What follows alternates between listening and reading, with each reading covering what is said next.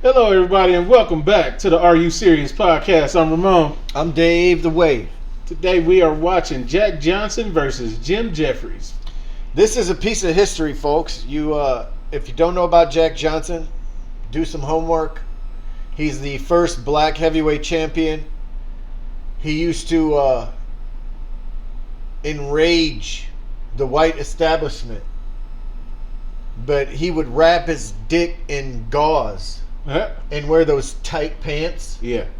So his dick just looked humongous, and it would piss everybody off. And he married and dated exclusively white women. And in those days, if you were black, even if a white woman had a picture taken and you were black and you were just in the background, you could be lynched. Mm-hmm. I mean, it's this kind of, I don't want to say the R word, but totally absurd thinking. Mm-hmm. It's just an awful, it's an amazing time to be alive, but it's an awful time to be alive. Would you call it rhetoric? I would call it just straight racism. Okay. Just straight, I mean, it's awful. But I don't know if they'll mention this, but the balls that it took Jack Johnson to get in there. I mean, he's got a sea of white people with the little corn hats, and looking like Charlie Chaplin. They all want you to lose. They all want you to die. They hope this dude. They have brought this guy back from retirement, Jim Jeffries. They'll probably go into that a little bit, but he was an alfalfa farmer. He was retired, but he was the toughest heavyweight champion to date. And they thought he was going to lick this N-word, and that was going to be that. That they were going to get him out of retirement, dust him off, get him to do some, calisthenics and get it training down. He got down to 224 from, like, I don't know how big he was. They say 300 pounds. I don't know how that guy could carry 300 pounds without being morbidly obese, but the balls that it takes to get in the ring. Right. When everybody hates you, everybody wants you to die, and the band back then, the walkout music, they had a live band, and the band is playing a song called "All Coons Look Alike to Me." Wow. And just for him to go and stand in the middle of the ring and look at everybody like, I'm gonna whoop this motherfucker's ass, dude, and everybody's gonna hate it. And I might get lynched afterwards. This already, he had pissed everyone off. Everyone hates him, except the boxing purists, right? I mean, everybody in the public domain doesn't like this guy. So society didn't like him back then because he was a boxer, the first black champion, and with him dating white women. Exclusively, even marrying a white woman or whatnot, Jack Johnson was hated. The sad part about that is today they would say fuck around and find out. You know what I'm saying? Or it just wouldn't even be a thing. Like you dating a white girl, right? It's not even a thing. Well, I mean, at this point, I mean, there are some people that would care, or I mean, I don't know, but it ain't like then. It ain't like then. I tell you what, I've been married to a white woman. I have 2 kids with a white woman, and when it comes down to it, people in Omaha, Nebraska didn't like it back then. It was taboo. It wasn't supposed to happen. Yeah, well, that's the Midwest, right? Yeah, that's the Midwest, and I mean, we would go to restaurants and couldn't get served. But when it comes down to it, I feel like it was probably fuel for Jack Johnson's fire, and he felt like it was kind of funny in a way, because regardless of what people thought of him, society thought of him, because boxing purists loved him. You know what I'm saying? Regardless of what people thought of him or whatnot in society, he was still going to do what he wanted to do. He was still going to have it his way. He was still going to win, and it wasn't shit they could do about it. Yeah. So this is July 4th, fireworks time. 1910. 1910, dude. For the heavyweight championship. Here we go. Most dynamic milestone in boxing history. Champion Jack Johnson versus challenger James J. Jeffries. One of the great events in sports history is just 24 hours away. What a as we time look to at be downtown alive. Reno, Everybody's Nevada, on July 3rd, smoking cigars 1910. and has the same Tomorrow, hat. heavyweight champion Jack Johnson will defend his crown against the man who is already a legend in his time, former heavyweight champion James J. Jeffries. Jeffries retired undefeated in 1904, over 6 years ago. The city of Reno is in a frenzy as 15,000 fight fans swarm into the little town. This is the fight the entire boxing world has been waiting for. A clash between the two men who are ranked as the greatest heavyweight champions of all time. Let's go back 6 months to the time when Jeffries first opened his training camp and look at what 6 years of inactivity has done to the former champion. Here we see Jeff shaking hands with well-wishers. His weight at this time is over 314 pounds. Also visiting Jeff are former heavyweight champions John L. Sullivan to your right and James J. Corbett to your left. There had been an 18-year feud between these two great fighters, which is finally patched up on this very day. To the delight of cameramen, they go through a mock sparring session with the mustached John L. showing some of the feints he used over 2 decades ago when he was bare-knuckle champion. A final handshake ended all of the bad feeling between the two. Let's go back in time 3 more years to 1907, when Jeffries, in vest and long shirt sleeves, was introduced at the Burn Squires Championship fight. Jeffries weighed 334 pounds. Damn. Now you can see the almost impossible job Jeff had getting back to his fighting weight of 220. We're seeing the stadium being built, which will feature the biggest sporting event of the century. This is the first time in pugilistic history that an arena has been built specifically for one special prize fight. He's only like 6'1". The promoter is the fabled Tex Rickard, who paid $120,000 in gold to capture this sporting plum. It's now July 1st, just 3 days until Jeffries and Johnson enter the ring. Unbelievably, you are looking at a 226-pound Jim Jeffries. Jeff has done what many experts had predicted was virtually impossible. He has recaptured his fighting form and shed over 110 pounds in the process. On this particular day, he's loosening up in preparation for 3 rounds of sparring with the legendary Joe Shawinski. A crowd of over 1,000 fight fans is present to watch Shawinski, a man considered one of the great fighters of the era, demonstrate to Jeffries the various moves he used to whip Jack Johnson, the present champion. Shawinski, the smaller fighter in long white boxing tights, enjoys a unique distinction in heavyweight history. Not only did he hold Jeffries to a 20-round draw, a remarkable feat considering that Jeffries has never been beaten, but in addition, he knocked out Jack Johnson in 3 rounds back in 1901, which places Shawinski in a category with the great fighters of the period. He thinks nothing of giving away as much as 100 pounds to an opponent and then proceeds to knock him out. Jeffries has said many times he considers himself very fortunate to get Joe to work out with him during these last days of training. Just 5 miles away, heavyweight champion Jack Johnson is working out with Jim Flynn. Johnson's reputation of invincibility is spread like wildfire, as the boxing writers are using a flood of adjectives to describe his workouts. The great Johnson, the unbeatable Johnson are but a few of the quotes which have been written each day. It's 6:30 in the morning, July 4th, 1910. It seems scarcely conceivable that this seemingly carefree James J. Jeffries, in just 6 hours, will be in the toughest fight of his life against one of the greatest fighting machines in the history of boxing. At the same time, champion Johnson takes his morning constitutional. Now at 9 o'clock in the morning, the trains are arriving every half hour, bringing fight fans to see the match that has been billed as the Battle of the Giants. No sooner does one train unload when the next one pulls in jam to capacity.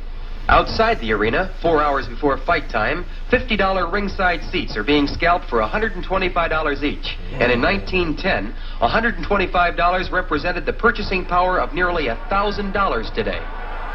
Inside the arena, the lucky fight fans with tickets waved to motion picture cameras 3 hours before fight time. Extensive motion picture coverage has been planned as the entire world waits for the results.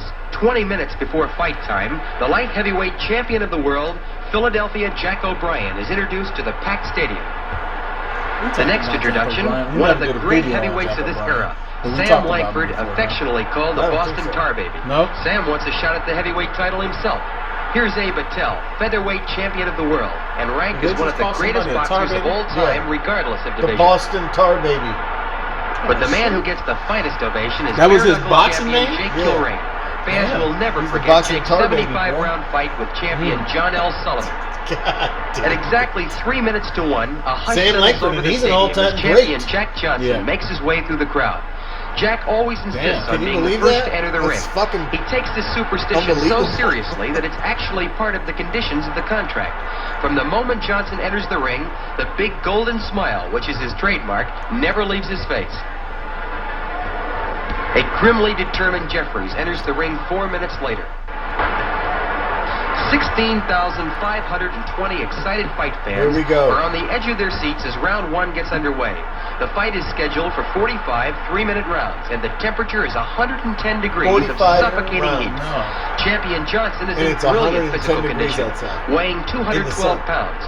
Jeffries, at 226 pounds, is fighting at the same weight at which he last defended the heavyweight listen to those championship in punches, folks. 1904 against Jack Monroe. It was a tremendous task for Jeff to get himself into the rock-hard conditioned fighter he is today. Sounds like somebody's clapping some books together or something. Jeffries won the heavyweight championship of the world 11 years ago, on June 9th, 1899, when he knocked out Bob Fitzsimmons in 11 rounds. After Those don't successfully even look like defending the boxing crown shorts, 7 man. They look times like in that period biker between shorts that 1899 and you wear under some 1904, boxing shorts, he yeah. retired undefeated, having beaten every prominent heavyweight who wanted a chance at his crown.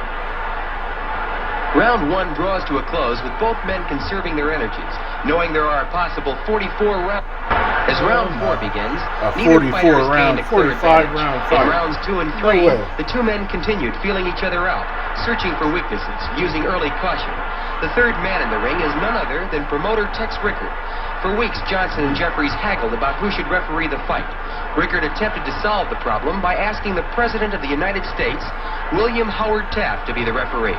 When President Taft declined, Rickard then sent a wire to the famous British author of Sherlock Holmes, Sir Arthur Conan Doyle, who also respectfully declined. Finally, Rickard, who has never refereed a prize fight in his life, nominated himself as the third man in the ring.